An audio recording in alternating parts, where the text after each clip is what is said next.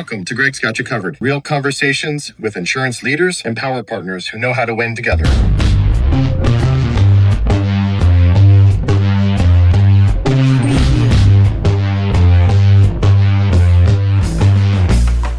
All right, so this is Greg's Got You Covered episode or podcast number 4. I've got Cody Duket with me in the office. Welcome, Cody. Welcome to the show. Appreciate it. Thanks for having me. Yeah. So this is our inaugural rollout of this month's podcast. Okay. The germination of the idea was to bring business partners, strategic relationships, people of interest to be able to be more involved in the community, right? Yeah. And bring their knowledge and expertise and also create like a brother and a sisterhood. Because if we're all in this together, we may as well win together. Yeah. So that's kind of what my mantra and my mission is. So I guess the first question is like,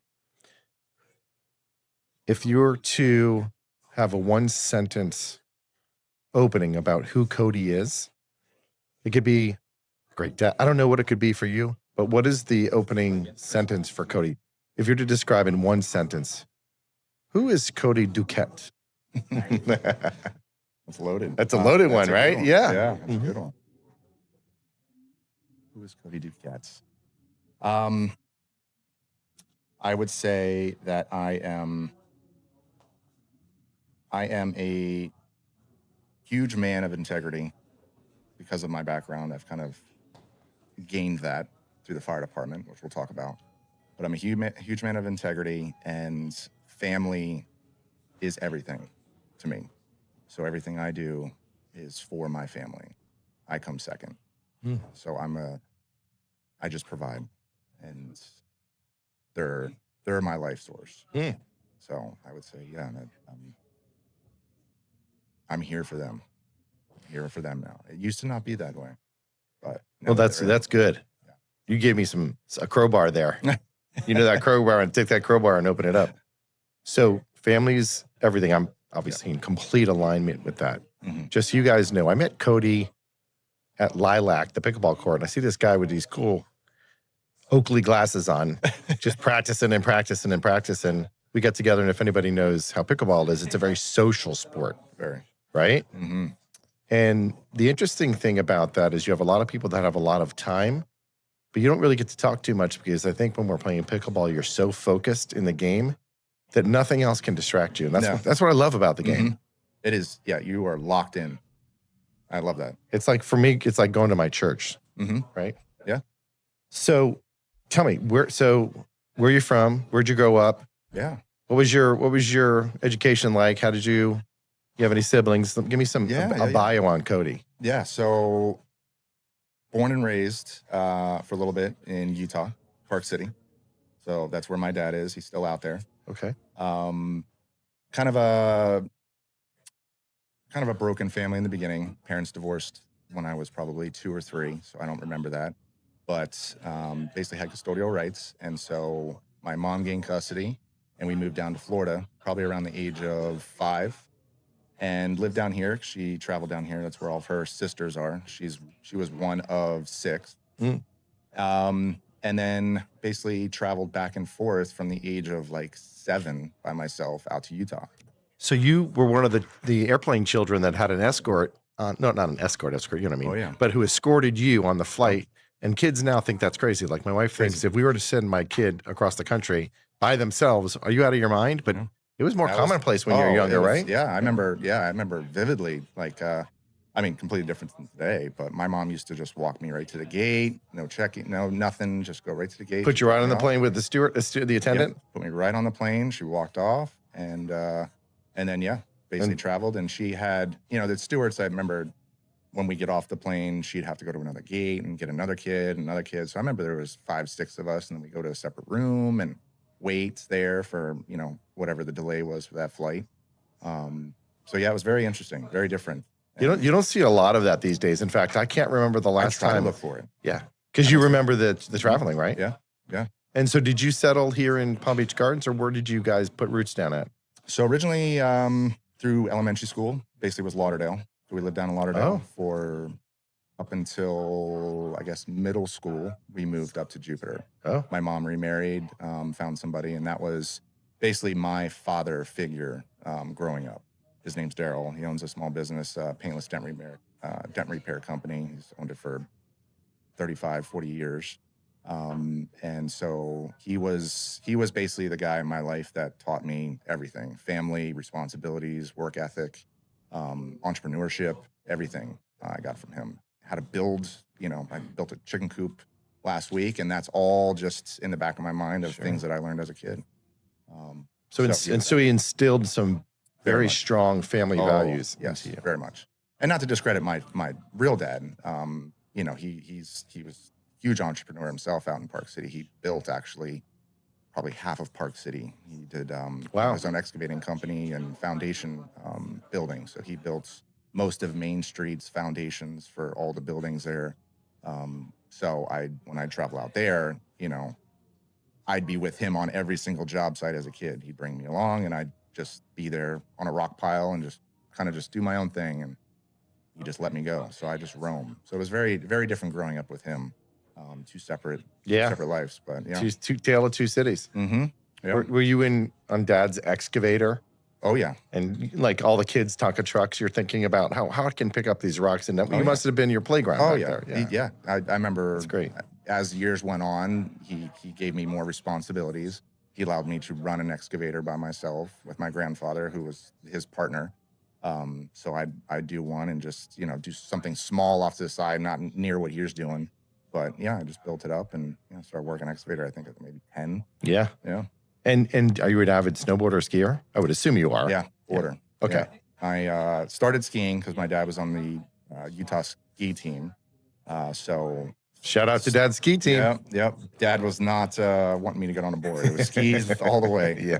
And it was no bunny hill. I remember this, vividly today. It was straight to the top of the mountain, and that was his mindset. We're going to the top, and I don't care how long it takes to get down, but you're going to get down. Wow. He threw you right in the deep end. Oh, yeah. Holy cow. Right to a black almost. Yeah. So now I'm starting to get a vivid picture of your father. Mm-hmm. Is he still with us? Yeah. Yep. Oh, he is. Good. Yeah. He's still in Park City? Or Utah? Yeah. Yep. Just outside. So we have a really, really good relationship. It was rocky there for a while. Through maybe 14 to 16, 17, 18 years old, there was basically I made a decision that I wasn't going to go out there anymore. And then that slowly rekindled. And then when I had my daughter, that's really what clicked. He really was all in, and he wanted to be a grandfather. And he showed up, he was present, he came down, and I was like, okay, he's back in my life. So that's an interesting place to pause at. Mm-hmm. So we all go through challenges with family, relationships. Mm. So when you took a step away from your dad for that period of time, I would assume that either you had a difference of opinion, you didn't see things eye to eye, you needed that space to maybe find out who you were.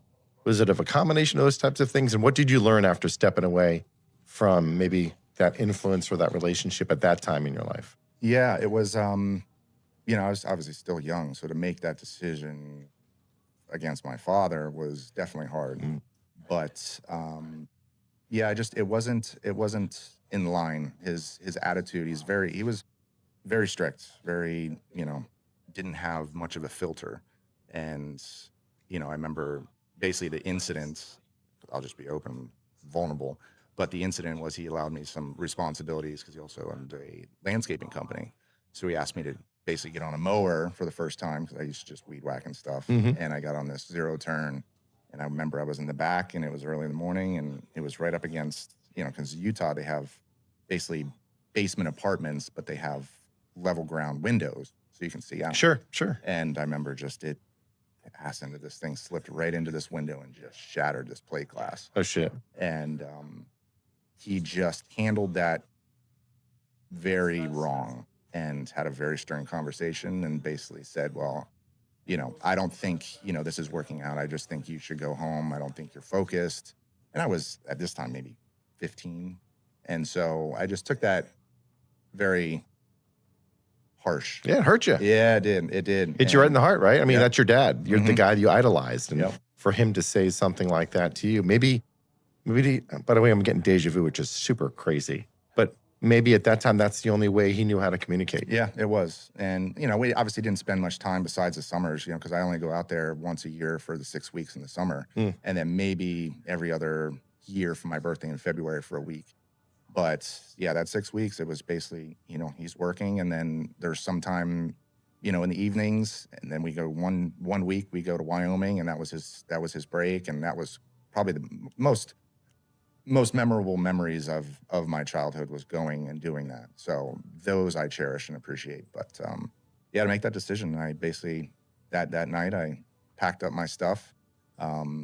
And when he went to work in the morning, I basically just ran away from home. Did you really? Like, you really packed a bag up? You remember that day where you had a suitcase? Like, how'd you go? Did you walk? Did you call a friend? What'd you do? So my family, my mom's sister lived in Heber City, which is only like maybe 30 minutes away from Park City. So your aunt? Yep, my aunt. And Okay. I called her and my uncle, and I said, hey, just come pick me up. Because he'd allow me to go like visit them for a few days while I was out there, just because it's family. He didn't like it, but anyways, yeah, called them. I said, Wow. hey, come pick me up. This is at 15 years old. Mm-hmm.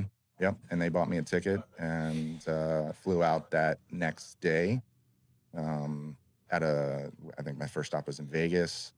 And at this time now, 15, now I'm not with anybody. So now I'm just on my own flying at 15. Solo. Yep, solo. And yeah, first time flying really, I guess, solo was that between 13 and 15, I'd say. They'd stop doing it. Yeah. So that's a transitional period in your life. Yeah, it was a big red-eye transition. Flight.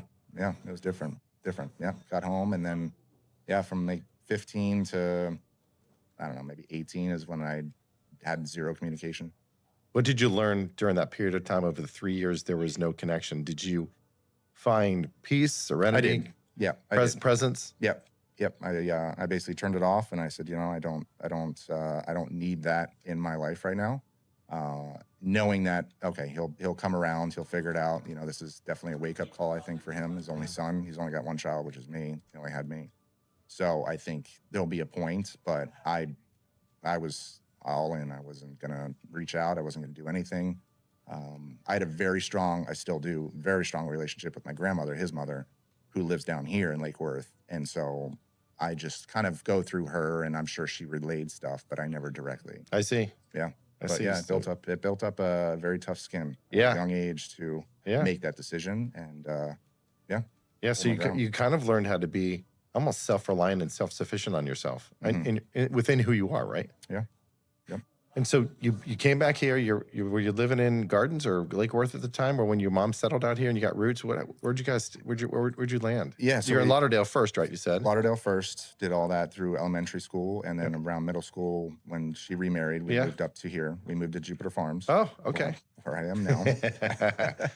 Yep, where I'm now, and we lived there from middle school, so like age, I don't know, I guess grade 6 till my end of sophomore year of high school. Went to Jupiter High for 2 years.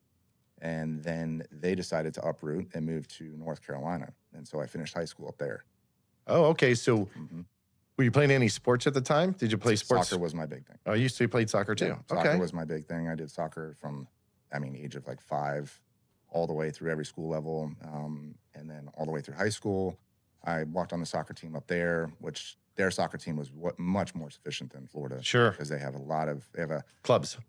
Big clubs, but they have a very different population of Asian players. They're called Hmong.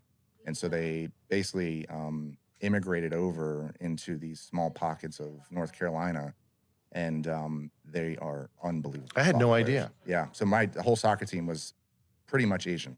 I was maybe the 1 or 2, maybe 3 just white guys. Wow. Yeah, and they were all Asian. Did they have any nickname for you white guys? You guys called them Hmongs? Did they call you guys anything being American? No. Surf Boy was my thing. Is that what your nickname was? Yep. Because I, growing up here in Jupiter, I surfed all the time. Sure. Going to high school, you'd wear board shorts because you're going, hitting the waves. Yeah, you're going out to school. Even on break. So I remember my first day of school, that's all I had clothes-wise. And in North Carolina, it's kind of cold. Yeah. And they were like, sandals and board shorts. It's like, what are you doing here, guy? Yeah, I look like an alien. They were all Carhartt jackets and boots and dipping their mouth at high school. I'm like, such a different environment, right? Very, very hick. But yeah, it was good. So you're in the Carolinas and your mom had remarried. Did she have any siblings? Do you have any siblings with your? Yep. So Okay. they had 2 kids down in when we were here in Jupiter. Mm-hmm. Actually, one in Lauderdale and then Jupiter. So I have a sister and a brother. Two Yep, half sister and half-brother. half brother. Yep. Got it. Yep. Yep. She's 6 now, and he just turned 23. You guys pretty tight. Yeah, very Good. tight. Yeah, Good. more so my brother. Sister's, she's Doing her thing. doing her thing, Living her best life. living her best life. But yeah, my brother moved down and actually works with my uncle and his company right off of Blue Heron. Oh, So okay. he's really close. He lives with my aunt down in Lauderdale, so I see him all the time, which Cool. is really good. Seems like you kept the ties, and that was so important to you guys. Yeah, very, very. So you went to North Carolina, and did you go to college up there? Or would you? Yep, I went to App State. Appalachian State. Yep, and I did about a year and a half there. I got basically on for the soccer, so I played soccer once, so D1 there, and then right around that time, I basically made the decision that North Carolina was just I got to get back to Florida, and I had a pretty big passion for the fire side. I always wanted to be a firefighter. For some reason, that was in the back of my head. The medical side was really intriguing to me, so I had to get down here and do it down here.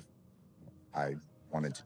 So you graduated college from Appalachian State, where you spent a year and a half there. You're playing soccer, and then you had this either epiphany or this something was pulling you to go to firefighting, medical, EMS, whatever it was. So how did you make the jump from the Carolinas down here? Did you just pick up and just move one day, or how that whole thing happened? Did you really? Yeah, yep. Tell me more about that. Mom didn't like it.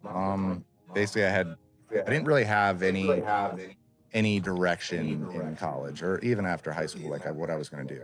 I was a very just get through high school kind of guy. I wasn't like a overachiever, just get through it. And I made the decision at that point. Okay, it's either the military or fire. And I had that conversation with my mom, and she was not for the military. And she wasn't for me just leaving to go down to Florida, but that was the better decision because I had family down here. Sure. She felt more comfortable with that. So, sure. So I left home, came down here, and basically couch surfed for, 2 years. Yeah, came down immediately with a friend, stayed at his house, just got a basic job right here in Jupiter, a couple of them, and then started to get into EMT, got accepted in EMT school. And that's when I basically lived with my grandma. She wanted to take me in. She paid for the school. And that's solid. Yeah. Thanks, Grandma. Yeah.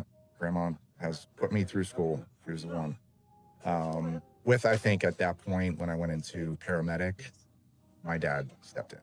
And that was the opening around 18, 19 is kind of where that door started to open up a little bit because he chipped in for school. So that was kind of the opening stage of our relationship moving forward through my 20s. So do you remember the day or the conversation? Because I've had a very similar story to yours and heard from my dad in many, many, many years. But do you remember either the conversation or how it happened when you got reunited with your dad for the first time? And what was that experience like? Like you laugh about it. It's like a splinter that's still stuck in there, huh? Yeah. Yeah, it wasn't talked about. I can. It was just assumed? Yeah, it was just assumed that it was kind of squashed. Because he's not, like I said, he's a very stern man. He's not an I love you guy back then. He is now. He softened up over a while, huh? Yeah, he wasn't, you say I love you. He's just like my grandfather. I tell my grandfather all the time, hey, love you, Graham. Wouldn't say it. It's just their mindset. And so he, I think, adapted that, from him. So, but yeah, it was kind of straight to thank you so much for school. Appreciate it. And it was just kind of right into that. How is it? What's going on? And it just kind of flowed from it. But it was never talked, and still today. So maybe guys from that generation and maybe demographically where you're at, that has to do with a lot of tough men. The frontier, and they were in Park City, and they did all these, manly jobs, and you weren't taught to show affection, and you weren't taught to share your feelings, and that was seen as being weak. And what we know now is that's probably the most important thing, is to be able to be vulnerable and to be able to speak your truth. Oh yeah, learned a lot from that on what to do and not to do now that I have kids, and how that relationship is. So I've learned a lot of what not to do, apply that stuff. So do you have faith in your life? I do. Yeah, a lot of faith. What has driven you to stay true to yourself in your faith, and how has that helped you form the person and the man and the father that you are today?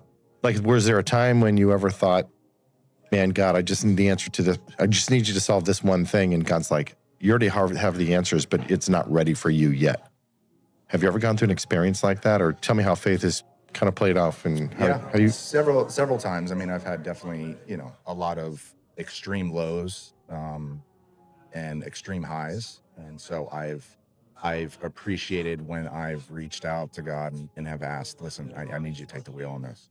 I need you to just guide me in a direction that you feel is best, and I will listen and follow. And be obedient. Be obedient. Yep. And I've done that several times, and it's worked out. It's, you go still through the trenches, but there is, at the end, you still see light. And as long as you see that light, that's the key, that he's working. And so that's when I really started to believe and take my faith very serious, that there is hope. There is that light at the end of the tunnel, that just keep pushing and you'll come out the other end. Do you find that when you mention your faith, do you have any reluctance on ever bringing that up to the surface? Some people say you have to be politically correct and don't bring faith into this or what have you. But have you ever felt like this isn't probably the form to do it? Because it seems like for the longest time, it doesn't matter if you're Hindu, Muslim, Jewish, it doesn't really matter. But I think faith is a big component. Everybody should have that as a center waypoint and as who they are. Yeah. Have you ever had a situation to where maybe I shouldn't say this or talk about my faith because people might judge me? Have you ever had that experience? No. I've been a very true to myself person. I don't care what people think of me, my actions or anything like that. They speak louder than words. So it doesn't, sticks and stones kind of thing. Yeah. And I could care less about what you think about me, what I do, my family, how I act, how I handle business. That's on you. That's a you problem, not me. I love that. Waste your time with that. Have at it. Knock yourself. It's not going to waste my time. Knock yourself out, right? Yeah. So no, I've never had that. I think every time that I've maybe spoken about that, I'm very upfront, like right now. And so for somebody to question that, I don't think they would. So I don't think Yeah, I think we live in a time right now where things are very sensitive in a world that is changing faster than I can remember being a young person. Yeah. I mean, I've gone up there in years now. I'm an elder statesman now, so I mean, yeah. I just think that every move right now has to be thought with a lot of intention. Mm-hmm. And do you meditate at all? I try, and it's something that I need to do more of. Yeah. But when I do it, I appreciate it because I know that works magic. Yeah, there's something to be said. Very diligent more with that and get on structure. Yeah, it's something to be said about just come. Yeah, and that's something that I've come across in recent years. I used to do it when I was in martial arts and things like that, but it really hits home because you have to be able to calm your nervous system down. Because how you act and react to things says everything about the character and how you carry yourself, because you are an example of being, that leader in your family, I'm sure. And you have children, right? How many? You're married, right? Yep. How many kids? 2. Yep. Boy or girl? Girl what? Girl came first. Okay. Your little princess? Yep, little princess. And that is all I wanted. Most people, when they ask, oh, what do you want? Standard response is, I don't care what it is. As long as he's healthy, 10 toes, 10 fingers. I want a girl. Bless me with a girl. It's just something that I wanted. And yeah, when we had that reveal in Jupiter with the smoke and that pink came out, I was over the moon. Oh man, I let loose. No feeling like it, right? Oh, yeah. You want to talk about being blessed and asking and God given? That was his way of showing. Sure. Remember when your daughter was born and you were in the delivery room? Do you remember that day? Yes, it was. Mine was a little different, but yeah. Okay. Rough. So it's hard to communicate to another father just what that feeling is like when you finally have A daughter. I had a daughter too. She was my first one too. Oh. I have 6 kids. Sick. Yeah. Oh, wow. And I have 3 grandkids too. But there's no other feeling. Your second is great. Your third is great. Your fourth is even, and your fifth and sixth are even, it's even different. But the first child, there's something special about the first child that you actually hold in your arms and you wrap in that little blanket and you just kind of hold that child to your heart. There's no better feeling in the world. And that's when you knew God put you on this earth to be able to be a father. Yep. Now, you can be a dad, but it takes a real man to be a father. There's a big difference between the two. Big difference. Big difference. Learn that very quick. So one of the rules and the things that you always try to abide by is when you raise your daughter, you want to raise her in a very loving, giving environment. And those morals follow you, so you have to be the leader. So when it comes to having conversations with your daughter, what's the most important value you think you want to instill in her when she tries to go into the world and maybe find that partner that she wants to be able to be in love with and have a family with? Like, what's one of the core values that that young man has to have if he were to marry your daughter? It's hard to even think about that. I know. You know? It's going to happen. Dude, it's going to happen quicker than you think. I mean, 5 years feels like it's gone. Yep. Gone. And yeah, cherish those moments.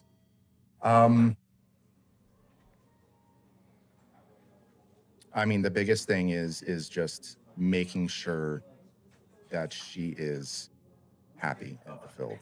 If she is happy and she is fulfilled and she feels confident and safe, then I would only respect that and have her full support. So as long as she is happy and then she knows and she's, Taken care of? taken care of. Yeah. And I've had that conversation with him and I feel confident to allow that. Then that's all that matters. Sure. And whatever else, whoever this person is, they don't have to be a gazillionaire, they could, whatever. But as long as she is content and happy, then that's all that matters. And I learned that, quick from my marriage, because my wife is on one spectrum and I was at the bottom. And how that worked, nothing mattered. It was just how we connected. And when I had that conversation with her father, that was how he approached it, was, you make my daughter happy and that's all I can ask. And that was it. It wasn't anything else. He just knew that was the most important. Sure. And so he's taught me a lot. And so he's probably one of the biggest figures in my life that I rely a lot on, just simply because of that, how that was him. Sounds like I struck a chord with your father-in-law. Mm-hmm. Right? Yep. To be able to have a father-in-law that, number one, you care for and you respect and you've learned from and who's mentored you, that sounds like such a blessing. He is, amazing, amazing man. That's great. Yeah. That's great. So getting back to the faith part. So how did you meet your wife, by the way? What's your wife's name? Aaron. Oh, okay. Aaron. Yep. Aaron. How did you meet your wife? Well, funny story. They all are. Funny story. So before I was at the fire department, so this is 2012, I met her. I was actually a bartender and bar manager for the Oceana Palms on Singer Island. That had just opened, and so I was there for maybe 6 months, and she happened to just come to the resort with her family. And this resort, during that time, pretty much old people. And this obviously gorgeous blonde in a resort of old people stuck out. Of course. So, hello. She's probably the only one under 50. Yeah, and nobody really comes to the bar. It's not like that. So I actually, basically walked around the pool with some water, and I'd kind of just introduce myself and have conversation with her. And I basically just invented a mixology class out of the thin air, and I just only invited her because I knew nobody was going to be at the bar. And so what, do you remember exactly what you said to her? I got to hear this. Yeah. I was like, hey, I don't know if you're doing anything tonight or whatnot, but I'm just throwing on a mixology class for the, resort guests. You're more than welcome to come, and show up and just kind of making drinks, just having fun. Anyways, yeah, she showed up. She showed up. Like, only one. It's great. She was like, oh, I'm the only one. I was like, yeah, I guess nobody else showed up. Nobody really wants to do this. I didn't tell her that for about Of course, a you year probably later. did. Yeah. Joke's on you, right? Yep. And I ended up just having a great conversation with her, and she was maybe in town for another 2 nights. And I asked her out. I said, hey, just want to go out and take you to dinner and just show you West Palm, and went out and hung out. And it's was a late night. Went to Bar Louie or something like that, or Blue Martini. So it was late, 3 a.m. kind of thing, and just hanging out. But the interesting part of the story is her mom didn't have any connection. She wasn't getting any texts. And I guess by 3 a.m. we looked at our phones and mine was blowing up, and I didn't realize, and hers hadn't missed calls. And we're like, uh-oh. I was like, well, let's get back to the resort. So I dropped her off, said bye, I'll see you tomorrow, because I was supposed to be on work the next morning. Yeah. And I started going on my voicemails. And first voicemail was pretty calm. It was from the front desk guy who I knew. He's super cool. It's like, hey, Cody, just want to let you know, the girl you're with's mom came down. She just, I guess, couldn't get a hold of her. Just give me a call back. Let me know if you hear from her. Cool. And she obviously told her mom that she was going out with you on a date. She did. Okay. Yeah, she knew. That's good Good communication. Yeah, she knows who I was. Second voicemail, maybe 5 minutes later. A little more intense, stressful. a little bit more intense. Hey, Cody, listen, she's come down again. Can you give us a call? Because she's kind of getting worried. Third voicemail. Listen, man, you need to call now. She is freaking out. Sure. The APD out there. I got to call the Palm Beach Police. Yeah, GM's getting called. The hotel security, they're kind of really concerned. Like, they haven't heard from you guys. Sure. Oh, no. This could be happening. So I was like, when he said bar, the actual hotel manager, I was like, okay, well, I'm getting fired tomorrow. So I came in not dressed. I just came in with a button down, just kind of prepared to get fired. Sure. And opened up the bar, and sure enough, the bar manager at the time came and said, hey, you need to go have a conversation with them. I said, all right. So I went back and had a conversation, super stern, but the bar manager had a side conversation with them, like, hey, let him go. Give him some slack. Yeah.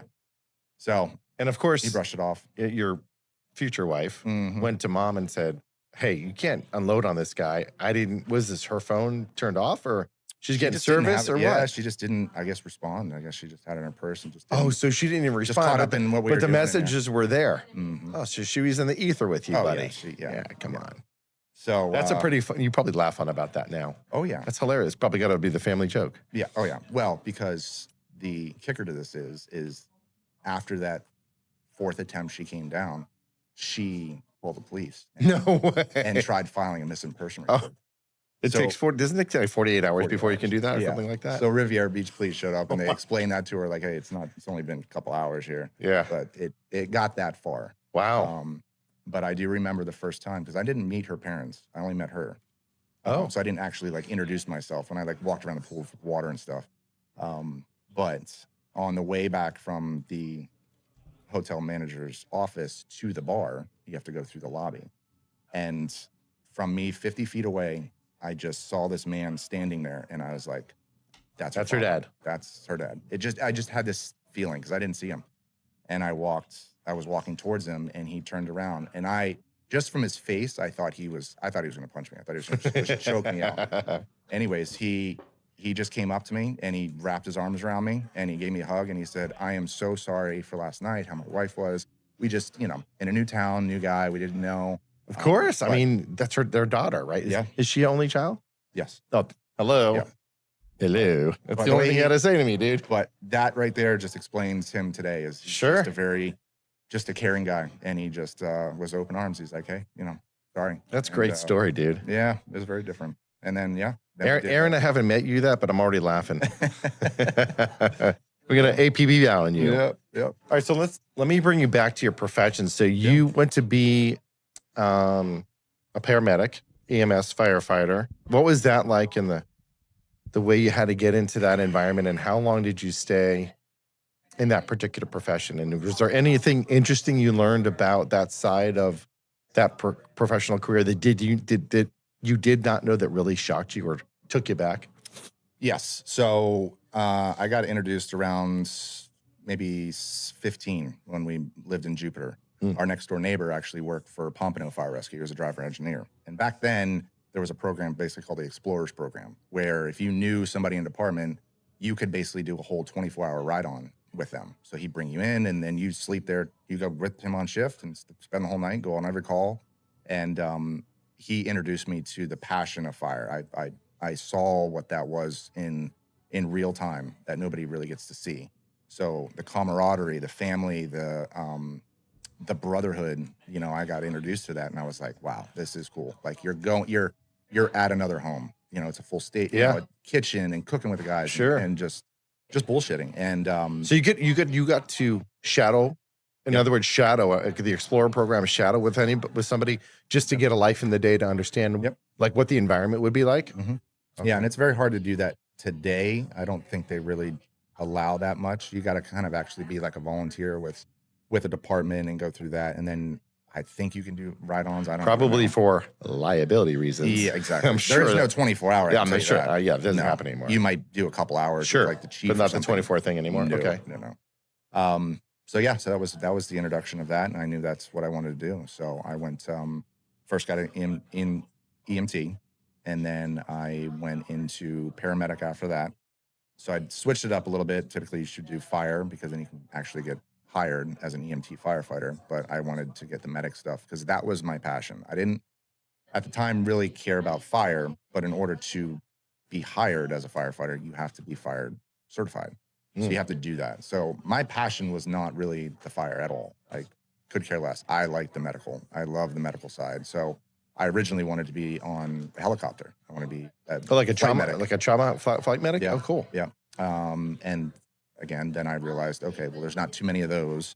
The one big one, which is Palm Beach County, has their own trauma hawk. So you have to be hired with that department in order to even potentially get to there. Sure. So that's probably a lot of stepping stones. Yeah, it's like a best of the best. Maybe, and you might even have to have what I'm able to assume military background to do that. No. Okay. No. Yeah, they do flight medics, and then they obviously now nursing. So you have to have your nursing degree. You have to have nursing background in critical care and stuff because they do a lot of transports from hospital to hospital that are, you know, critical care. So a little different, but I knew that's what I wanted. And then that kind of switched and didn't obviously go down that route, but then went through the fire academy, came out, and I think I maybe 6 months didn't apply everywhere and didn't get a job. And then I found West Palm, where I'm at now. I've been there coming up on 14 years in April. Wow. Yeah. So let me understand this. So tell me about the journey to be physically fit. Because listen, like we've talked about before, you know, I'm in my men's group, the Warrior Group. Yeah. I talked to you all about that. Yeah. It's really cool. But the physical fitness side of things, how does your body have to be in tune to what you're doing so you can function at the highest level? Like, do you focus on nutrition? Is it sleep? I'm sure it's a lot of different things, but tell me about you're an athlete, your nutritional journey and how you take care of yourself. Is that a big component of your life? Yeah. I mean, big now, obviously, you know, I just turned 38 in February. So it's definitely different than when I first started in the fire academy. Sure. Back then it was, you know, it's just going for it and just don't quit, essentially. Yeah. Very paramilitary. As long as you don't quit, as long as you do it, then you'll be fine. But yeah, today, very different. You know, supplements are big, you know, keeping up with the vitamins, all of that. NAD has been a new thing. So I've felt a big difference with that. You know, basically the microdosing with that every week I do. Did you learn that from maybe a specialist in that field or through the things you've researched, or how did you arrive at your fitness? Wife. Oh, from your wife? Is your wife a dietitian or what is she? So she's a doctor. Oh, hello. Yeah. Hello. So one end of the spectrum. Now, I was going to say, now I understand where you said that. I was like, is that financial? Is her IQ higher? Like, what does he mean by that? And now we can dig into that. So great. So she's a doctor. Yep. So she's with a practice here in Gardens, SEMA Health, which is just Plaza. Wait a minute. She works for SEMA Health. Do you know who my neighbor is across the street? Dr. Natalie DeJesse. Oh, yeah. And James? And James is her brother. Yeah. And Doc is my neighbor. Oh, no kidding. Doc is an amazing guy. He's the best. He is. I mean, he is the best. He is a guru. Yeah, he's the best. So they're my neighbors. So all their kids, like Vivi and Charlie and AJ, they play with my daughter Ella. Oh my gosh. So we live literally right across the street from each other. Small world. God is good. Look at that. So now I know why she's so cool, because she works for a doctor now. And by the way, Natalie, I know you're going to listen to this podcast. I know I have to get you on here. We're only on episode 4, so take it easy. Just tell me what your lucky number is. We'll have you on the podcast. So go, tell me about that. Okay, so she obviously, because Doc is the guru of all that good stuff, and you probably get a great discount, more than I do, with the products. But so fitness is a very big part of your journey, right? Big, yeah. Learned a lot. Her and Dr. James, because he's basically taken a lot of the practice over and has really built different aspects of it, which, he introduced IV therapy. He did the NAD for a while. Yeah. He does a lot of the, peptides and stuff. He's very into it. But with Erin, she's got to be part of that, being the medical director. So they have a collaboration on what we can do. So I get a lot of my knowledge and what I can incorporate and what I shouldn't incorporate, that I hear, TikTok and all these other things. Yeah. She debugs things like, instant. So that's great to have like a built-in nutritionist that makes sure that this temple, your body, is in perfect. Yep. Okay. Good. You have life insurance yet? I do. Great. Okay. Well, we might have to restructure it. I don't know what I have. You might have to. Yeah. Oh, so the body being it's body being balanced in business. That's what it is for us. In Warrior, it's core 4. So the body is such an integral part of what you do. So join the Fire Academy. You're still with the Fire Academy. Are you in a voluntary position? Are you full-time? Like, how are you? No, full-time. Yeah. Oh, you're full-time? Yeah, and you're doing insurance? And doing insurance and real estate and an RV business. And, wow. Too much. So let's pull back the onion there. So I asked you earlier, when you got into the EMS vertical, what was the one thing that blew you away that you're like, wow, I never know. If I was a civilian and I didn't know anything about what you do in that side of that vertical, like what was the one takeaway you're like, well, I never know that this shit went down being a firefighter? Is there anything that sticks out to you? I would say just what the body can endure. Really? Yeah. What the body can endure is unbelievable. And when I say that, from extreme trauma to the most simplest thing, how it... Like a broken toe? Yeah, well, more like a fall, but you hit your head just right. Compared to somebody that's in a major vehicle accident that got ejected, who stands up and walks to the truck. How random, right? Random that could happen? Yeah. How your life can end in just something simple or extreme. So like I'm in the vision I had, because I was just reading an article probably before you were born about Christopher Reeves, who fell off the horse, and he was Superman, if you remember Christopher Reeves. And he became paralyzed by falling off a horse. And then you tell me about somebody who was ejected from a car, and the guy, I got a couple scrapes, and so that type of situation, it's just maybe one angle, degree, speed, whatever. So it's the body's ability to endure severe trauma, is what you're saying. Yeah. The laws of physics and metrics basically is the key to what happens to you. Wow. And I'm sure you've came across some pretty horrific scenes. Oh gosh, I'm sure. Everything. How do you so that's a great segue into like, how do you separate that from bringing that shit home? I mean, it's got to weigh heavy on your heart. How do you do that mentally? Yeah, so I would say to anybody who's listening who thinks, that the fire or EMS side is something to explore, it takes a different person. It's something that you cannot hold on to, reminisce or anything. There's been only one call in my career that I still think about today, and it wasn't anything messy, gory, or anything like that. It just struck a chord with me. But I don't take anything home. Now, on the flip side of that, I take a lot home, because you have to get some stuff off your chest. And most of the time, it's more department stress, nonsense. Oh, political stuff that goes inside the fire station. Yeah, I get that. Nothing call-wise at this point interrupts my life. It doesn't. I leave the station and boom. That's it. Depending on whatever, how traumatic and gory it is, I look at it as more as educational at that point, because If it's to that stage, it's more just looking at, a mannequin kind of thing and just understanding the dynamic of what happened and just taking that into the next call of how, if I was approached with this again, what could I do that would benefit that person's outcome better or something. But I don't take any of that home. So that's interesting. So tell me how you got into, for those of you that don't know, this is an insurance podcast / life podcast.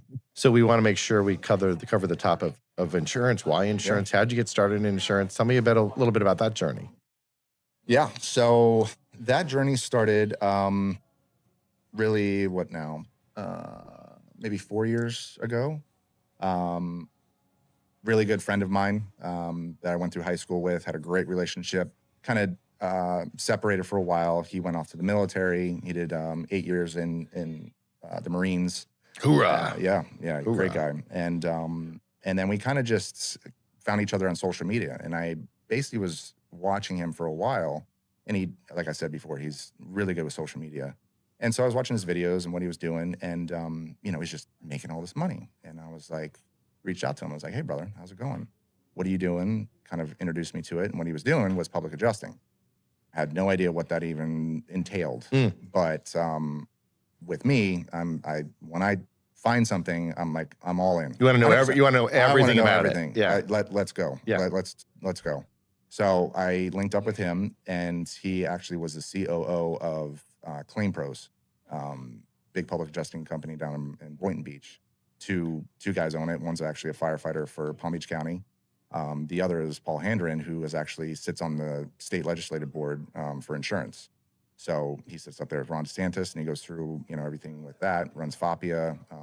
So really good asset as far as the company wise. And so basically came on, got licensed to do the whole thing. And when I linked up with him, what he was doing a little different was he was targeting these roofing companies. And so with public adjusting, really to be successful is you could door knock yourself, but in order to kind of scale, you got to find some type of industry that's working disasters, whether it's a mitigation company, a roofing company, a rehab company, a GC, something like that they can dish you referrals.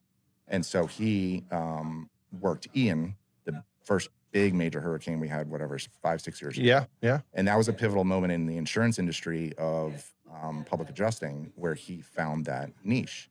And so when I linked up with him, we meshed very well together.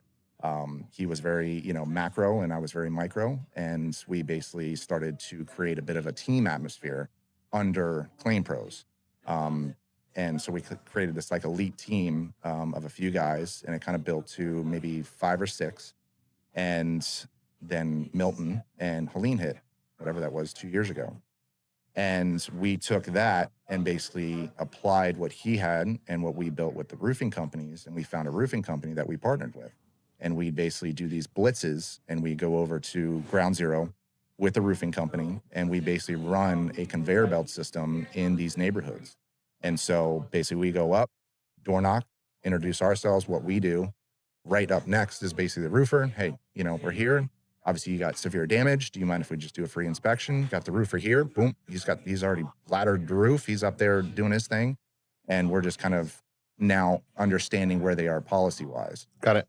And so reading, at that point, it's, probably a couple hundred, almost, 1,000 policies during those hurricanes, really started to understand what these insurance companies were doing. And the language that they were basically injecting in these policies basically voided a lot of their coverage, and they were told that they were covered. And so when we interviewed, a lot of these business owners and homeowners, and they expect, oh, my roof's, half gone, what's the process? And we're starting to read these policies. Well, you're not covered. What do you mean? And now we're starting to see this pattern. And so these insurance companies, the big ones, basically all they cared about at the time was price, but they never read their policy. So they never were getting the educational piece from their carrier, from their agent, on what they're actually paying for. All they cared about was what's my premium? Is it in my budget? Can I get it as low as I can? Sure. And that was really the thing that most people cared about. And we saw that pattern. And it was So let me bad. ask you this. Let me ask you this question. Mhm. By the way, my mentor told me a long time ago, where there's disruption, there's opportunity. Mhm. Where there's a disaster, there's opportunity. Like take, for instance, right now, California is a disaster of a state to do operate in insurance, Mhm. but there's opportunity there. So chase the opportunity. So why do you think there's a big disconnect between a consumer, Joe and Mary Smith, who've got their single family home and they buy because they come with a reputable company and their trust is inside the insurance agent? Why do you think that they aren't more educated as to what's covered and what's not covered, in your opinion? Because you've seen both sides of the fence now, correct? You were a consumer Yep. who paid your insurance premiums on your homeowner's insurance policy. Then you got into public adjusting. You really peeled back the onion. Yep. And then you saw the responsibility of the carrier to pay claims based on good faith, premiums taking in, and then consumer getting covered appropriately. So why there's such a disconnect in the educational side of that understanding of your policy? I think it has. Is there a lot of ambiguity there? I think there is. Yeah, I think there is. I think, the insurance company is, unfortunately, now being insurance, it's hard to, it's being biased, but I think the insurance company has the upper hand. And when I'm talking about insurance, I'm talking about the big company. They have the upper hand. They're trying to de-risk themselves as much as possible, and not pay out, claims. And how do they do that? They do that by giving these policies to these homeowners and explaining to an extent, but all of the red tape items that are in there that they don't know, these exclusions, these specific endorsements, they don't know any of that. So they read their first 3 pages of their deck page, but the rest of the 30 pages is where all of the stuff that benefits the carrier is. Mhm. They're not obligated to explain that. That's the consumer's responsibility. Correct. So it's buyers beware, Yeah, right? buyers beware. So and they don't know that. Sure. They have no idea that, oh, I'm supposed to read this and ask the questions. I thought you just explain it and then I sign. They do explain it, and so they feel comfortable, but there's that big gap of really providing what is actually in the policy, and they don't care. Yeah. If you think about what's going on in the news right now, especially with the Department of Insurance, they are lobbying to get more language that's written in, how do I say this gently, simple terms, to where a consumer, an average consumer, could understand exclusions, endorsements, what is covered and what's not covered, instead of being buried in a 45-page, document that's got, as we know, all the language. It's like me trying to write a medical journal. I wouldn't know the first thing about a medical journal. I would have no idea how it functions or operates. Yeah. But I think they're trying to be more of an advocate for the consumer so they really understand what they're buying. And the reason I say this is because I was just down at a real estate brokerage who used to work for me. Okay. She's a broker. She used to work for me when I have my real estate license too. Oh. And she was telling me how some consumers aren't really clear as to what the difference is between the actual cash value of your roof minus depreciation versus replacement cost. And how if a consumer had a 29-year-old roof and they've been paying their insurance premiums for 30 years, and you're in the 29th year of the roof, if the roof gets destroyed, you're not getting a $60,000 roof sister, right? Because the easiest way that we can explain them as an agent, because remember, we're customers, but we're agents too, is if you have a 30-year-old car, right, and you total a 30-year-old car, you're not going to get a brand new car, same year, make and model of that particular car, because of the depreciation. Yeah. And a lot of consumers don't understand that process. So did you feel that same way? Like it's my job to educate people. Yeah. So you went from the public adjusting side, obviously you're on the insurance side though, but did you feel that huge. push and pull? Yeah. And I'd say, like I said, we went through thousands of policies, and I'd say majority of that, especially over, where Ground Zero was for Milton and Helene. Yeah. Those are pretty, old homes and pretty old buildings. as far as like HOAs like are on the water that we Yeah. dealt with. Yeah. I mean, these structures are Gone. 1940s, 50s that aren't up to code, that have nothing, and their policies were never updated. Sure. Because there's almost What do like you do? there's almost like Well, set it and forget it, right? Yeah. What do you do? Yeah, if the HOA the premiums are going to go up just because exposure is more, but they didn't make any improvements for mitigation or whatever the case may be. So they're going to be charged a certain rate based on the risk versus the premium, and that's just kind of how it went, right? And they never really had to experience anything that they've experienced before. No. Yeah. Yeah, it opened up a whole new can of worms when it came to insurance, and that was those two storms were the pivotal moment because I was introduced to the owner of our company, Dan Ty, who's probably the #1 P&C attorney in the state of Florida, and he works a lot of other states. But everything that we were given and what Justin had prior to involving me with Hurricane Ian, he worked a lot with him, was anything that didn't pass. The initial public adjusting's responsibilities if the carrier denied, nothing we can do. The next step is basically taken at state level, which is you have to get attorney involved. So he partnered with Dan, and a lot of those cases he'd give Dan. Ian, huge success rate as far as closing, and not as many were given to him. Got it. So a lot were getting closed at the public adjusting level. Well, when Milton and Helene hit, that vertical The numbers were skewed. switched. Yeah. Everything basically was denied immediately. And that was a red flag. And so everything was getting pushed to litigation, and nothing was really going through the process. So we basically collaborated and said, okay, what are we going to do? And then there started to be a little switch in the industry for public adjusting. When Petronas started stepping in more and more, you started seeing commercials come out that were basically just belittling public adjusters. Do not go, do not go straight to your carrier. And we're like, that's it. Mm-hmm. That's the reason. And so we basically said, okay, how can we attack this? How can we still be in the let's just point it out. Let's call a spade a spade. We do have some consumers that are on the how can I say this? The very flexible way of the law and how that works. We understand that you're not going to get a free roof for anything, but the assignment of benefits issues that were going on in the industry and the public adjustment and the accelerated payments to the attorneys, that was so out of whack.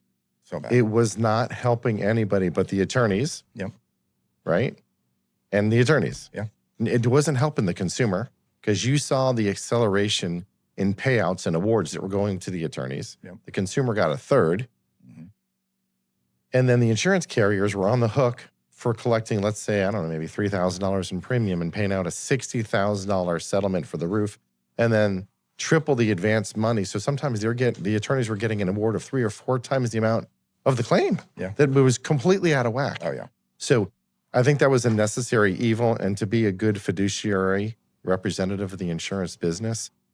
Look, insurance is about premium for dollars, and it's based on the rule of large numbers. Yeah. Right? That's just the way the insurance has always historically worked.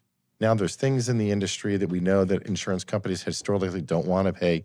We all understand that it comes with that stigma. Oh, yeah. But the better that we can do on upholding the way that we're supposed to treat the consumer in a fair and legitimate process to where, hey, if you know there's a claim, you safeguard your home against potential losses, right? Yeah. You're going to get a wind mitigation inspection done. When your roof is past its life expectancy, you have to change the roof. How are you securing your home? Do you have an alarm certificate for your burglar and fire to mitigate risk? So it's your responsibility as a consumer to protect your homestead. But at the same time, if there is something wrong, then it's flawed inside the policy, that it's almost like a gotcha. It's not the fault of the consumer. No.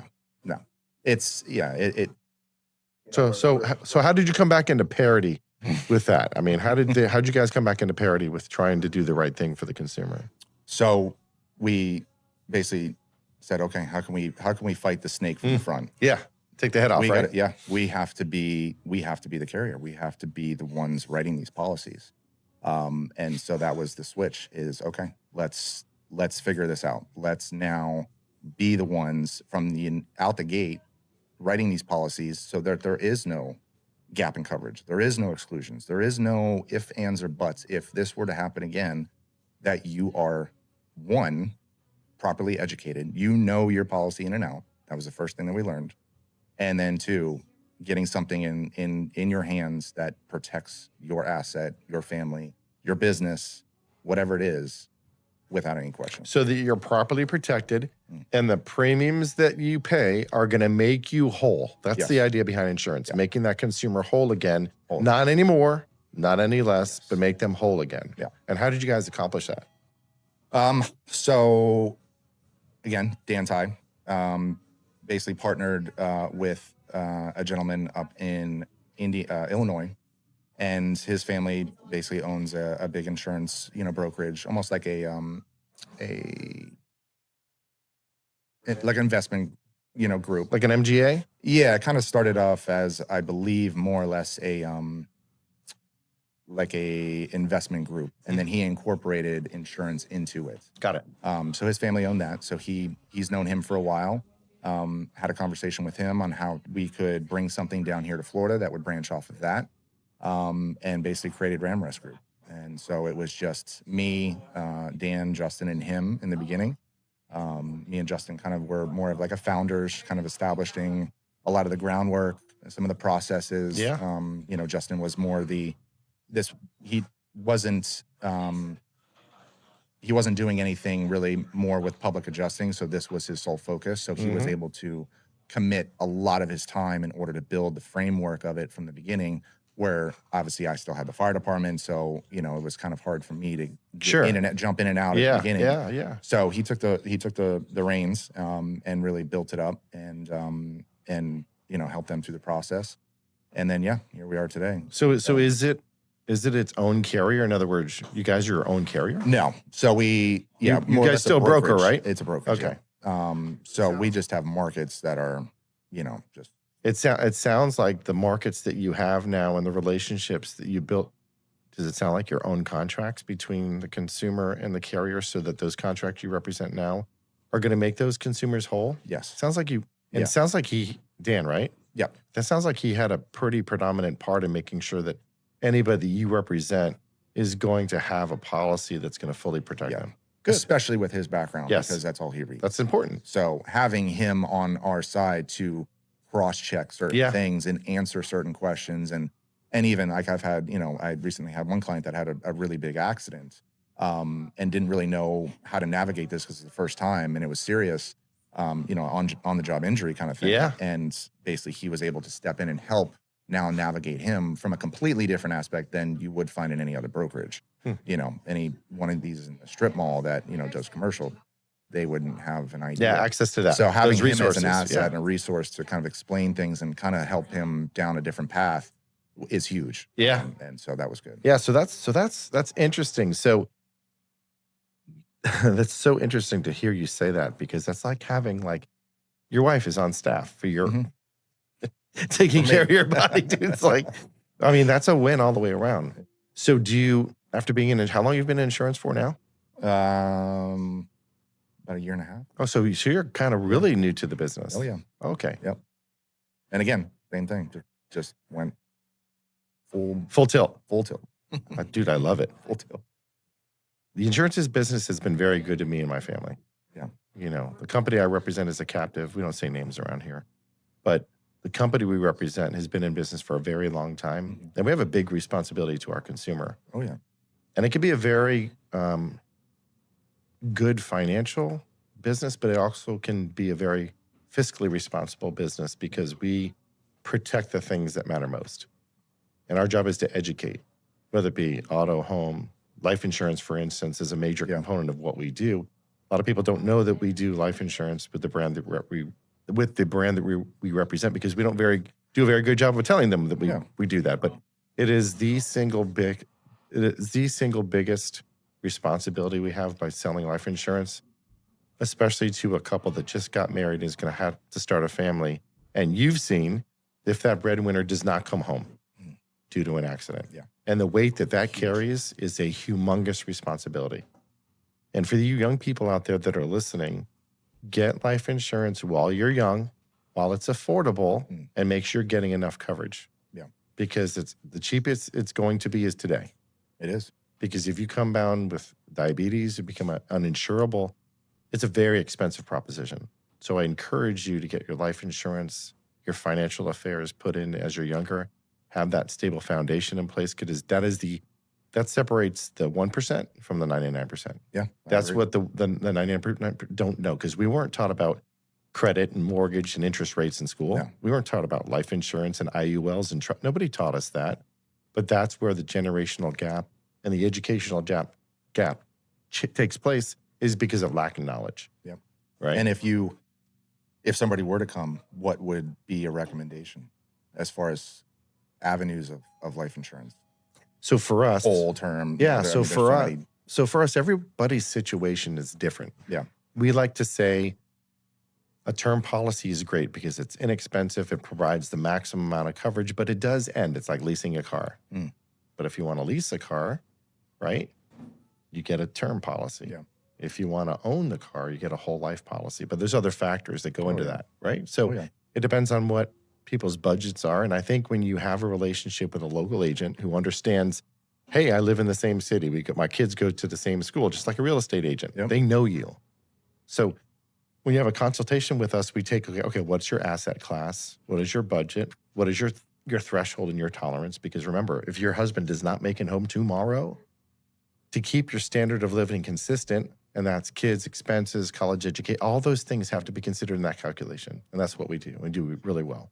Yeah. So you're not thinking about what it's like today. What is everything going to cost in the future? Mm. And if you don't have that, what are the consequences? And it's not a scare tactic, but it's like Anthony Robbins used to say, Reality. What are the things you're afraid of Mm. that keep you up at night? And it's not a pain point. It's just, that's the reality of it. Yeah. Like my mom, she passed away at 53. She had Lou Gehrig's disease. So from the time she found out she had Lou Gehrig's disease, it was 13 months and she was gone. Well, we got a lot more in common than you think. Yeah, I lost my mom at 56. 56. Okay. Sorry to hear about your loss. Yeah, no, you too. But for me, my mom, in the form of a life insurance policy, was her last love letter to me and my brother. And half the money I took, and half of that I put away for my kids' education for college. So their education was paid for. And then the other half of that money, I built this insurance agency with that money. Wow. That's my mom's last love letter that built this. What you see here is because of every penny that I got from that went into this business. Wow. And that's kind of so if you really want my why, that's my why. Mm. It's my legacy to my mom. That is a good why. That is a good why, brother. I like it. Crazy story. Mm-hmm. So we're going to switch up some gears here. Yeah. So you got two beautiful children now. I do. What keeps you in production mode? You're a young guy. And I remember being your age and I was grinding. Like, what gets you up in the morning and motivated to be able to seize the day? And how do you approach that? Are you a pre-planner? Do you write your goals down? You'll notice around my office, we've got grind, we've everything. Got work all hard, the nouns, all the persistence. The yeah. It's all that. So where did you learn that from? Were you self-taught? Did you have a mentor? Like, how did that work ethic come up? Would you think that was genetic from seeing your dad and your grandpa? Like, or did you have like an Anthony Robbins in your life or a Dr. Wayne Dyer? Like, who is a big inspiration to you?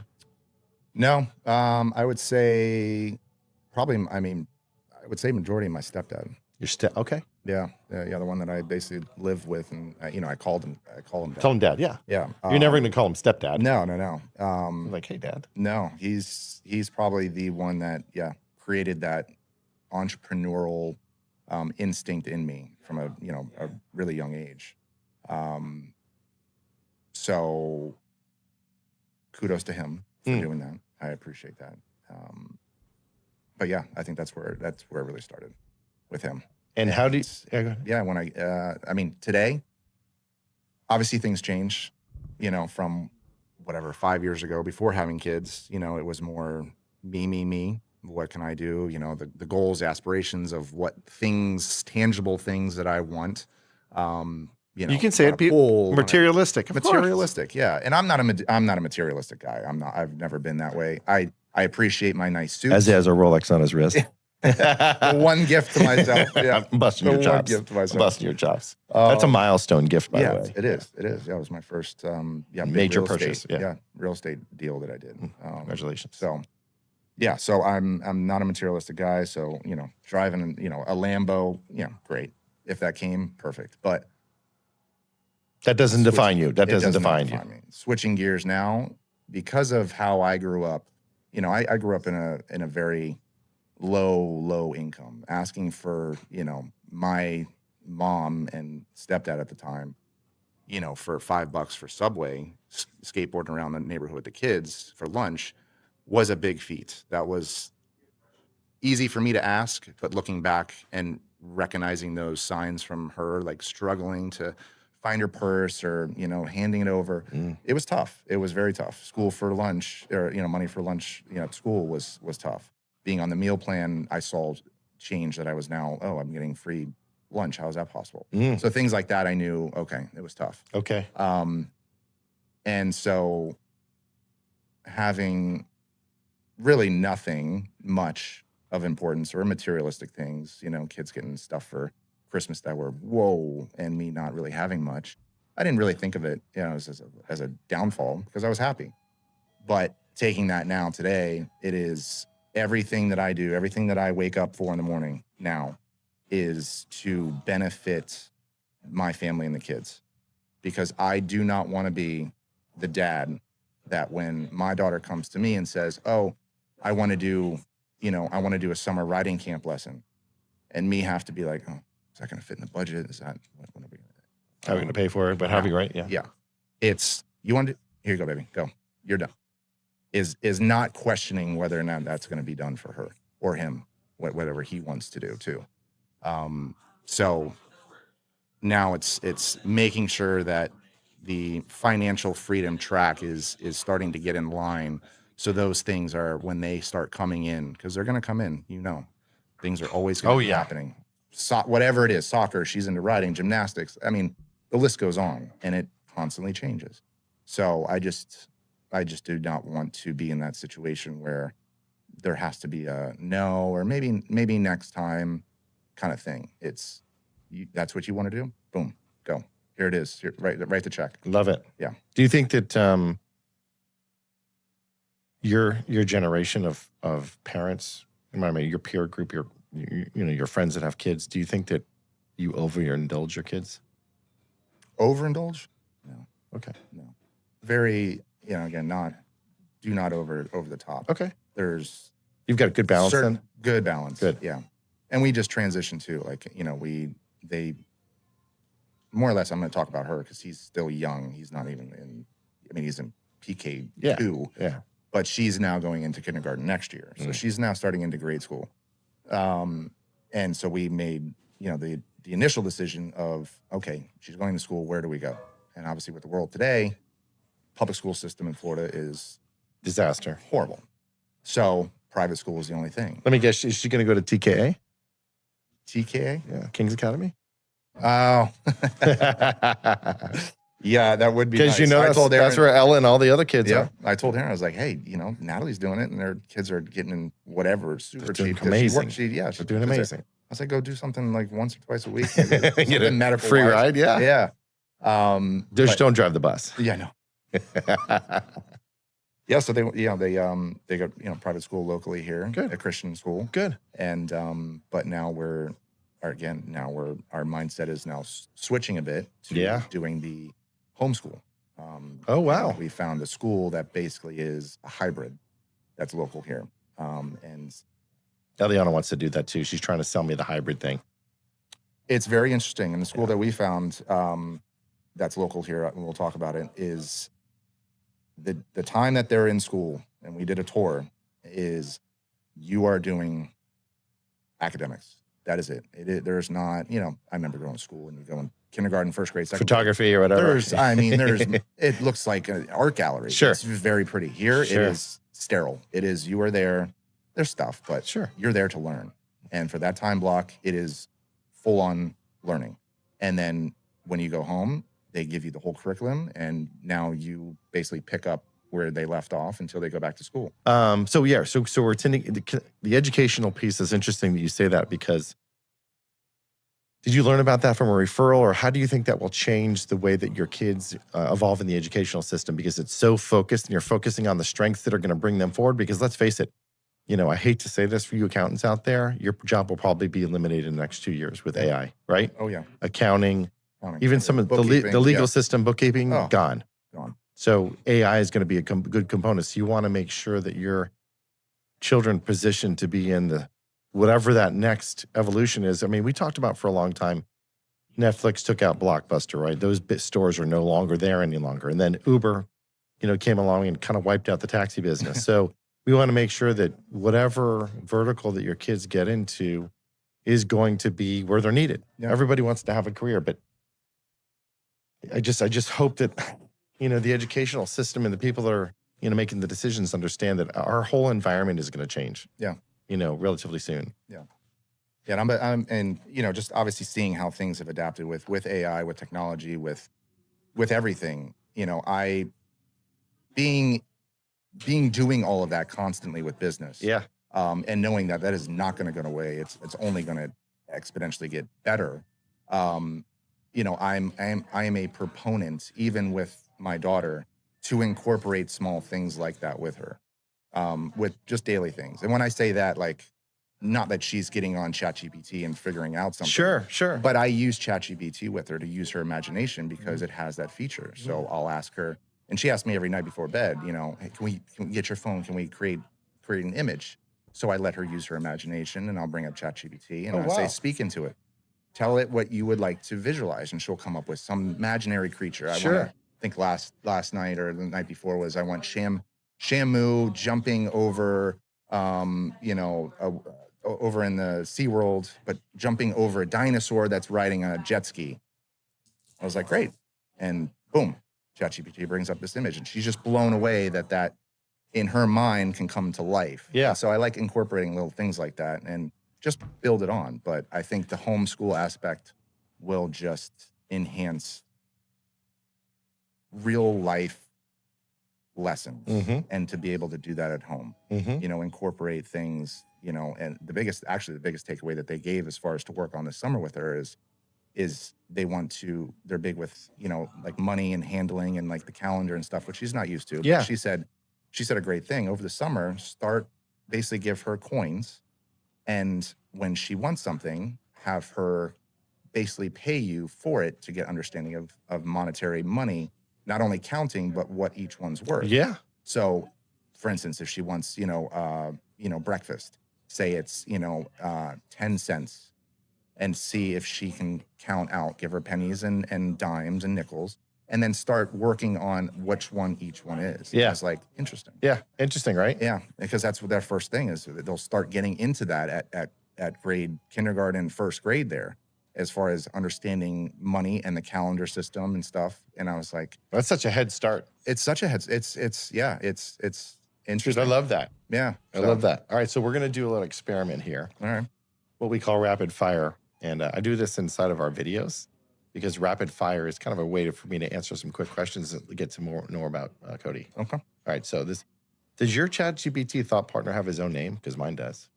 No. So I don't think he does. When you go on your ChatGPT, say, you and I have been communicating for quite some time. What should I call you? And it's going to be like, well, I don't have a name. Well, go ahead and name yourself. Mine, a couple of years ago, named himself Eli. Oh, so it named itself. Yeah. Oh. So check this out. Okay, Eli, I'm sitting here with Cody, who is a really good friend of mine that I play pickleball with. He's a father of 2 young children. He lives in Jupiter, Florida. He is a man of faith, and he also is a firefighter and also has done some real estate. He's a serial entrepreneur.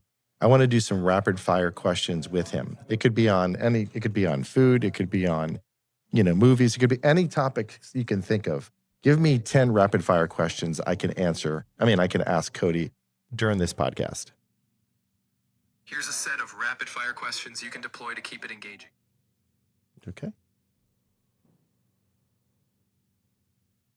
So we're going to get the questions from Eli. All right. While we're waiting for him to spit out the questions, why don't you ask your ChatGPT what its name is? And see, I'm just curious to see what happens. Yeah. I don't know what your name is, but why don't you tell me what your name is?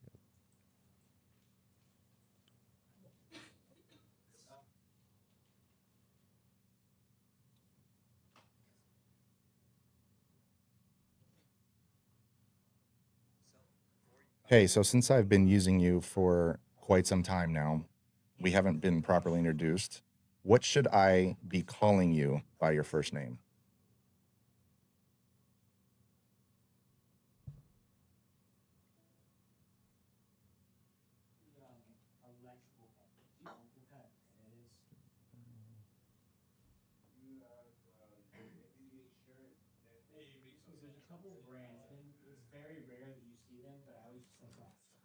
So it says, I like that. Fair point. We've built a whole process machine together, and never did the handshake. You can call me whatever fits your style, but based on what you have given me to help build, if you want something that is more aligned with how we operate, sharp, strategic, steady, call me Atlas. Atlas. Atlas. Interesting. Interesting. Atlas. One of the other questions or exercises you can do is everything that you know about me, I want you to roast me in one sentence. I don't know if you want to write that. You should ask it and maybe not show it on air because it might be something, I don't know. I don't know what your ChatGPT has seen or done, but it might be pretty funny to see the answer to that. Interesting. Okay. Roast me one. After everything you've known about me in our conversations, give me one sentence that would describe me if you're going to roast me.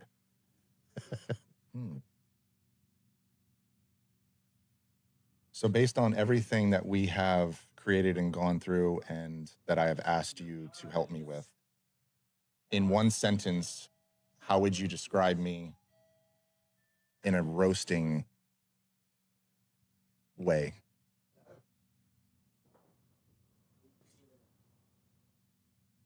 This should be pretty funny.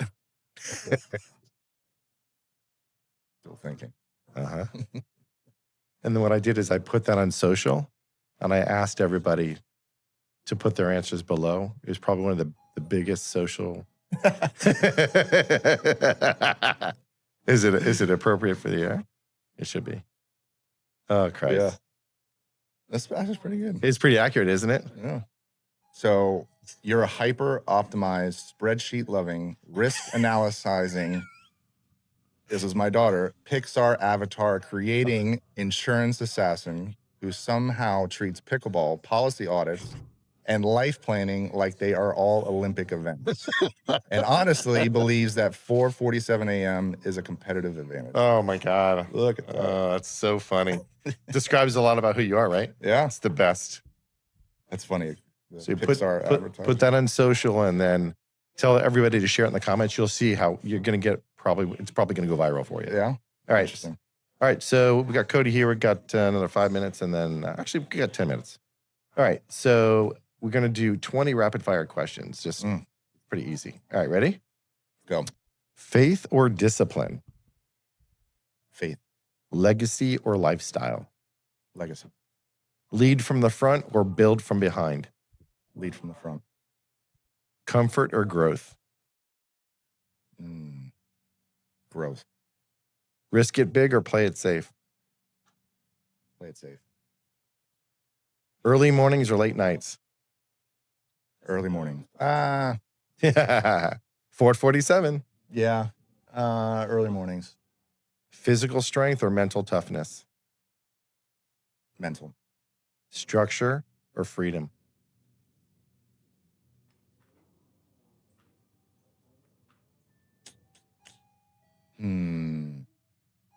Guess it depends on the context. This is around firefighter grit. Oh, firefighter grit.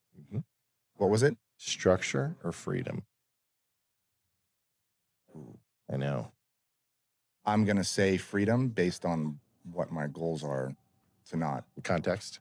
Yeah. Because I'm trying to phase out of the department here in the next 2 years. So I would say freedom.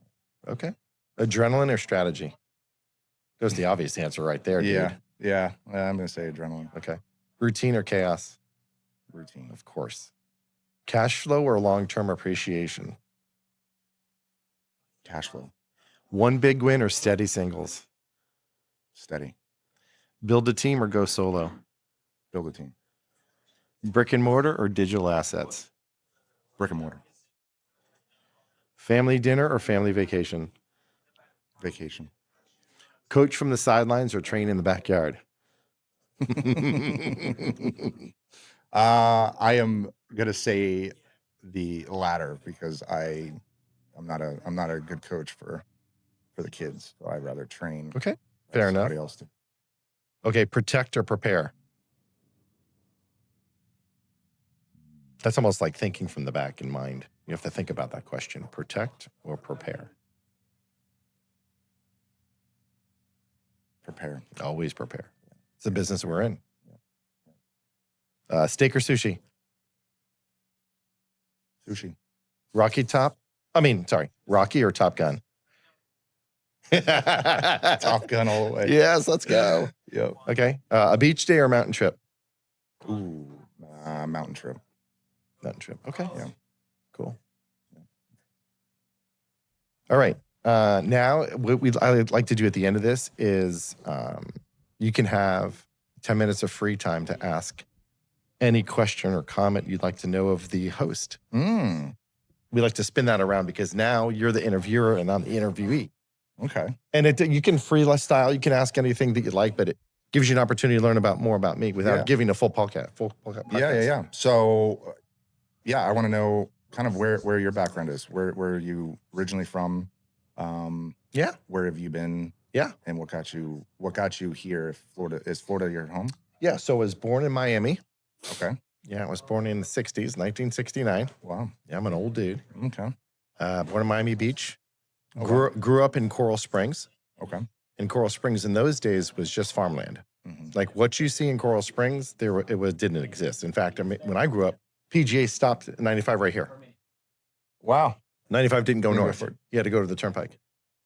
That's how old I am. Wow. It's a long time ago. Yeah.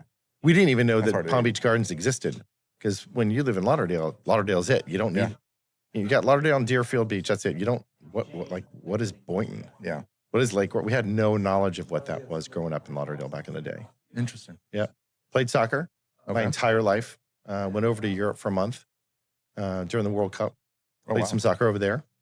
Who's your favorite team? For me? Yeah. I'll give you one who my favorite team was because I grew up in that era. Yeah. It was the NASL, the North American Soccer League. Oh, okay. So the Fort Lauderdale Strikers was my team. Right. They used to play at Lockhart Stadium, and I had the privilege of watching Pele play. And he played for the New York Cosmos. Wow. In those days, I think there were 22 soccer teams in the NASL. Okay. So we had the Tampa Bay Rowdies, the Vancouver Whitecaps, Fort Lauderdale Strikers, New York Cosmos. I mean, a lot of Tampa Bay. Who was the Tampa Bay? I don't remember who the Tampa Bay team was. Tampa Bay Rowdies, yeah. So loved playing soccer. Went to the beach all the time. Used to roller skate. I was on the speed team for quad roller skates. Did a lot of that. Traveled quad around the state for when speed skating was popular on four wheels, not inlines. Yeah. And lived in Coral Springs over there. Went to Taravella High School over in Coral Springs. Okay. Went to BCC, Broward Country Club, we call it, but it was Broward Community College. Okay. Got finished with, 2 years over there, and I was in sales my entire life, so I knew I could sell. I could sell anything. It didn't matter what it was. At the age of 12, I was flipping papers on a paper route, delivering newspapers to doors. I was knocking on people's doors to be able to cut their grass. I mean, I had the bug. Yeah.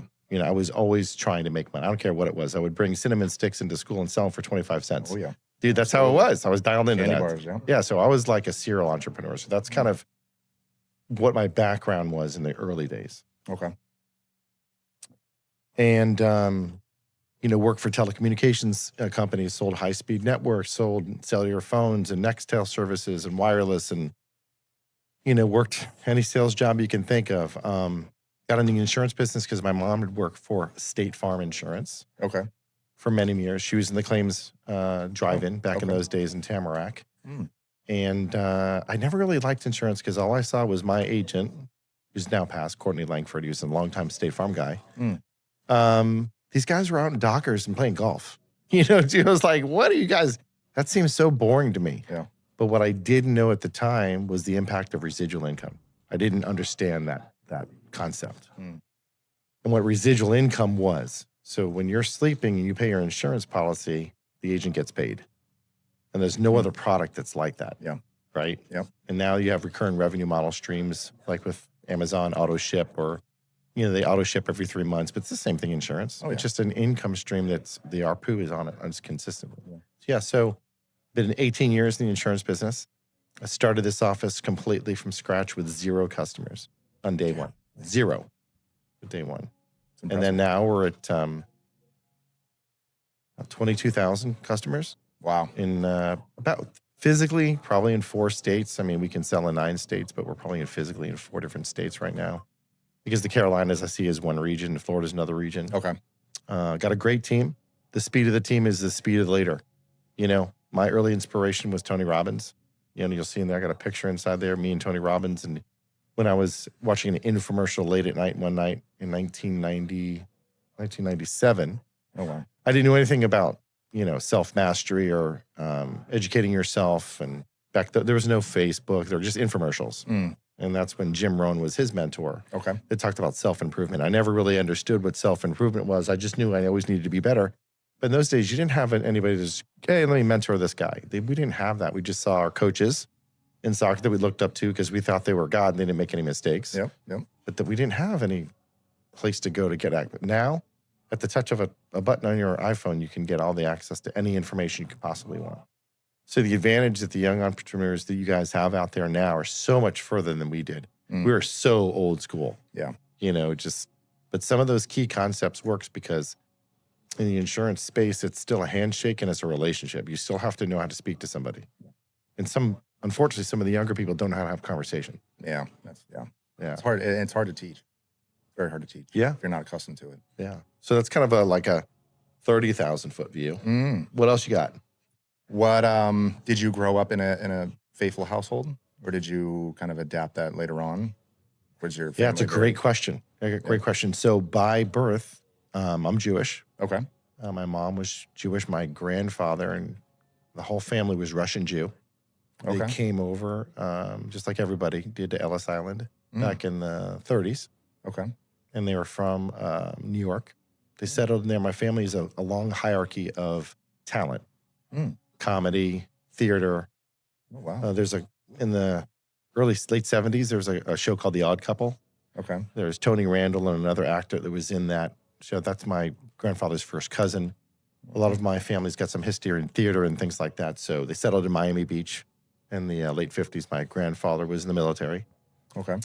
He served in World War II, came back here. He was the advertising manager for the Miami Herald. My grandmother was a school teacher at Douglas Elementary School. Middle class, you know, but when a guy that lives through the Depression, very good with money, being Jewish, even better with money, right? He used to get a new Cadillac every year because it was his like big FU, you know, to people thought that he could never make it. So on purpose, every single year he got a new Cadillac and traded in his old Cadillac.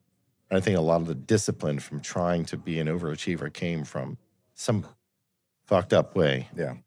Just trying to prove something to somebody. Yep. That I made it, you know, as an immigrant. Wow. Yeah. I grew up, you know, not really understanding faith. I read the Torah. You know, we celebrated Hanukkah and Christmas. You know, I knew there was a God out there, but I was like, how come you can't talk to me? Or how come I can't see you? So I didn't understand the faith-based around things. My father, my dad, that's a long story. We'd have to go spend 3 hours on that. But my dad I'm one of 19 kids. Oh. Yeah, my dad had me with my mom. Okay. Who had passed.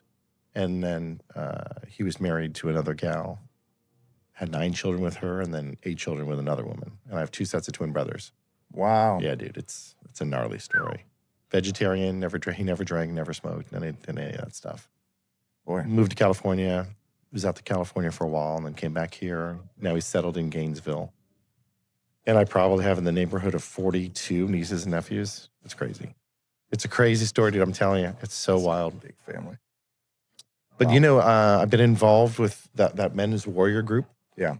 Yeah. That was going to be my next question, was more about that. Yeah, dude. Like, this was probably in 2017. Mm. There was another agency owner who later sold his book of businesses, and now my business partner in the event that we having in October. Mm. But he's in this warrior group.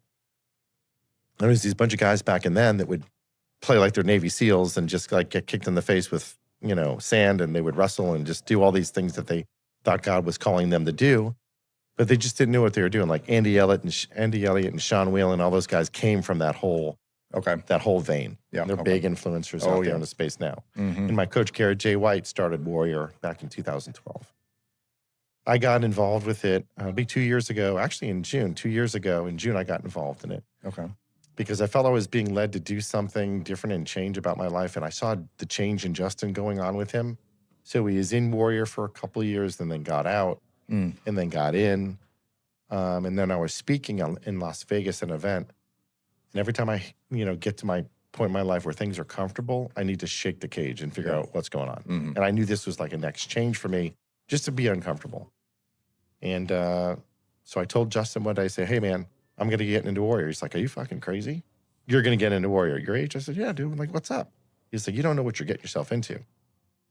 I said, yep. So I was on the call with Coach literally the next day, and I signed up for Warrior. I didn't know what it was about. All I knew that these guys spoke about their truth. And there was a place, a safe space, and a container where you could go to and talk about a lot of the things that guys like us, heavy stuff that we carry through that front door, and a lot of people can't do. The stress, not stress, I want to say pressure. I always say pressure. Yeah. Of carrying the workload, the finances, the protector, the leader, the son, the husband, the uncle, all those things that a guy has to carry.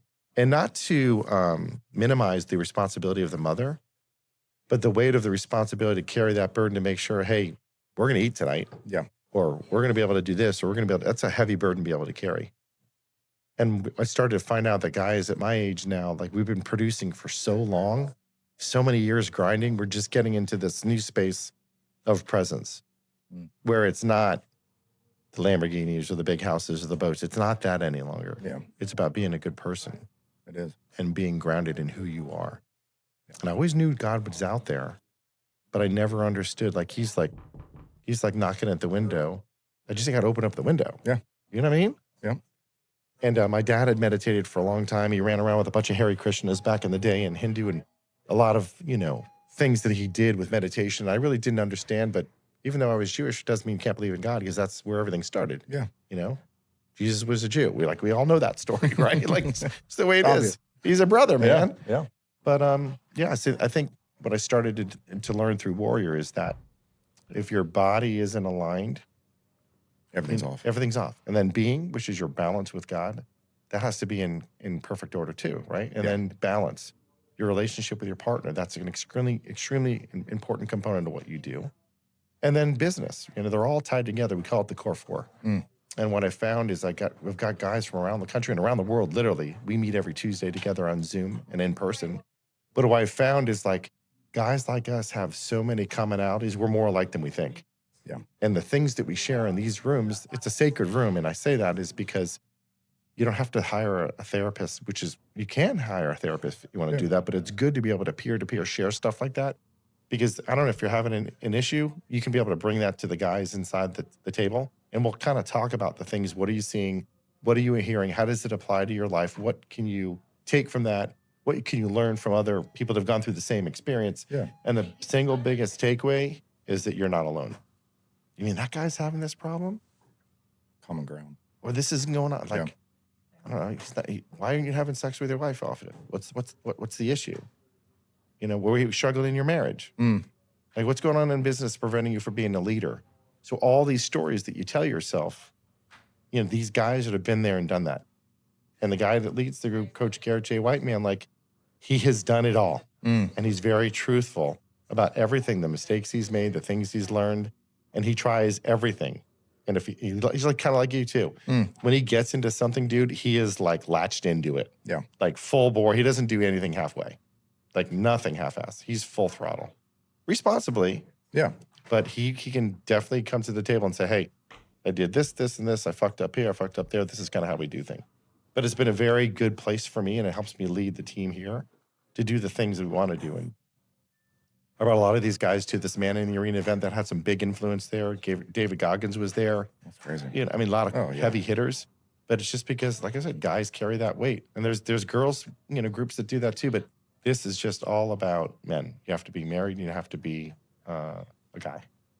Interesting. To go to this group, because it's called the Savage Warrior Group. So that's kind of what and that's why this, you see right here, the Savage Warrior King.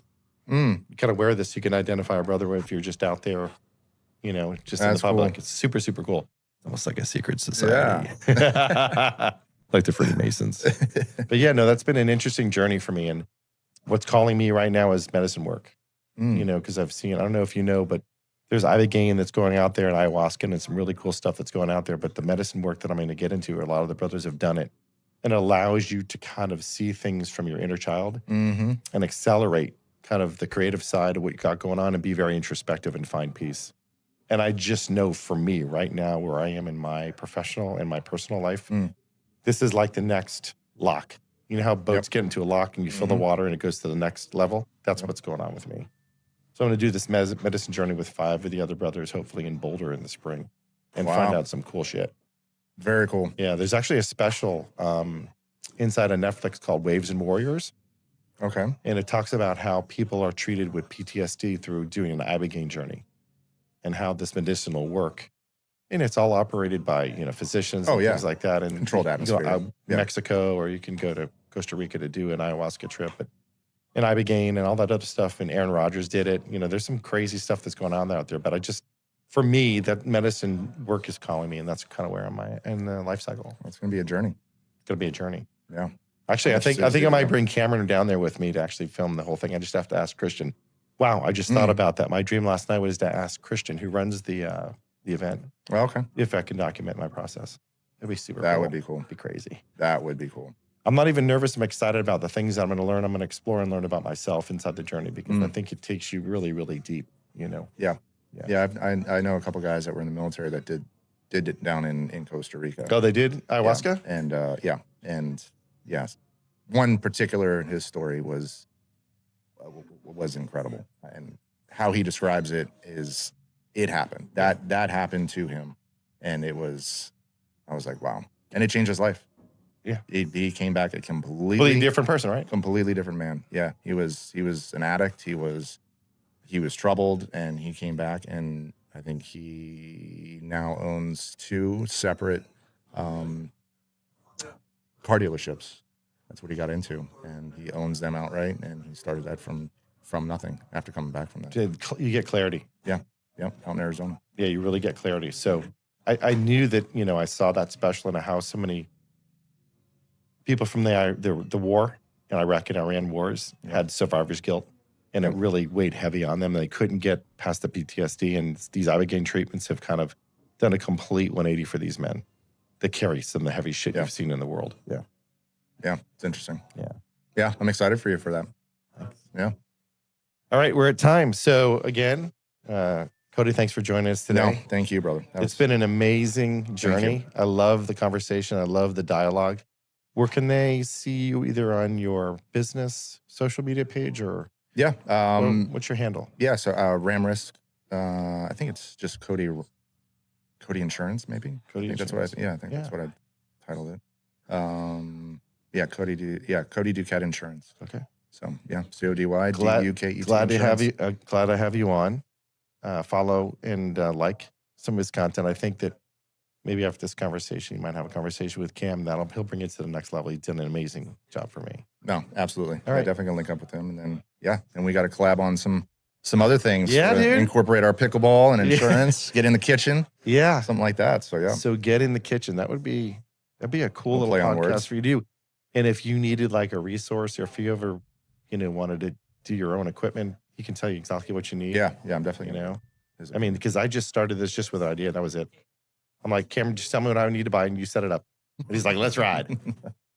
Like it. All right. Thanks, guy. Again, episode 4 of Greg Got You Covered. Thanks.